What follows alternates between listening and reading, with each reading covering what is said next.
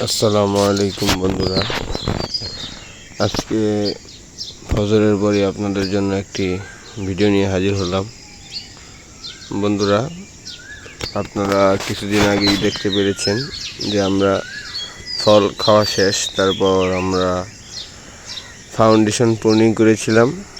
তো foundation pruning করার পরে যেহেতু এখন আপনার শীতকাল নেই, এখন বৃষ্টি বাদলের দিন, তো এই সময়টা আঙ্গুর গাছে কোনো ডরমেক্স লাগে না। ডরমেক্স ছাড়াই দেখতে পাচ্ছেন সকল বাড সুন্দরভাবে ফুটে যায়। তো ফাউন্ডেশন প্রুনিং করার পর আপনার এই মুহূর্তে এই সময়টায় কোনো ডরমেক্স ছাড়াই অনেক সুন্দর কুশি ফেটে যায়, সবগুলো কুশি ফাটে। তো ফাউন্ডেশন প্রুনিং করার পর বন্ধুরা দেখতেই পাচ্ছেন আমাদের গাছে এই যে এখানে দেখা যাচ্ছে বন্ধুরা যে ফুল চলে আসছে।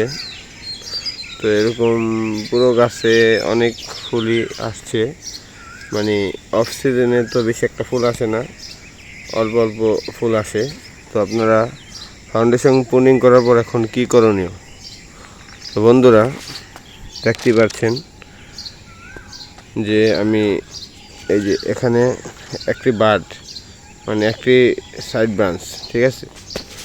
তো এই এখানে এখন দেখা যাচ্ছে, হয়তোবা দেখতেই পাচ্ছেন যে এই যে একটি ব্রাঞ্চ, এই যে একটি ব্রাঞ্চ, এই যে একটি ব্রাঞ্চ। তো এখানে আলাদা আলাদা অনেক ব্রাঞ্চ দেখতে পাচ্ছেন। তো এই যে এখানেও ব্রাঞ্চ দেখতে পাচ্ছেন। তো আপনারা এই সময় করণীয় হলো, গাছে যে ফুলগুলো আসবে এই ফুলগুলো আপনারা দুই একটা রাখতে পারেন আপনাদের খাবারের জন্য হয়তোবা, আর বাকি ফুলগুলো ছেড়ে দিবেন। আর এখানে দেখতে পাচ্ছেন এক জায়গা থেকেই কতগুলো ব্রাঞ্চ বের হয়েছে, একটা দুইটা তিনটা।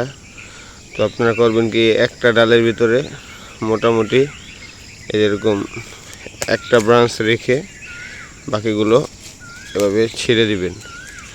তো এভাবে ছেড়ে দিবেন, প্রত্যেকটা ডালে এরকম একটা একটা করে ব্রাঞ্চ রেখে বাকিগুলো ছেড়ে দিবেন। আর ফুল যেগুলো আসছে, তো আপনারা চেষ্টা করবেন এর থেকে দু একটা রেখে সবগুলো ফুল ছেড়ে দেওয়ার। আর এই ডালগুলো আগামী বছরের জন্য প্রস্তুত হবে, ঠিক আছে বন্ধুরা। তো আপনারা এইভাবেই ফাউন্ডেশন প্রুনিং করার পর ডালগুলো এভাবে রাখবেন। পরবর্তীতে আরও ভিডিও আসবে কিভাবে এই ডালগুলো মজবুত এবং পরিপক্ক বানাবেন সামনের বছরের জন্য। তো আজকের ভিডিওটি এই পর্যন্তই। সকলে ভালো থাকবেন। আসসালামু আলাইকুম।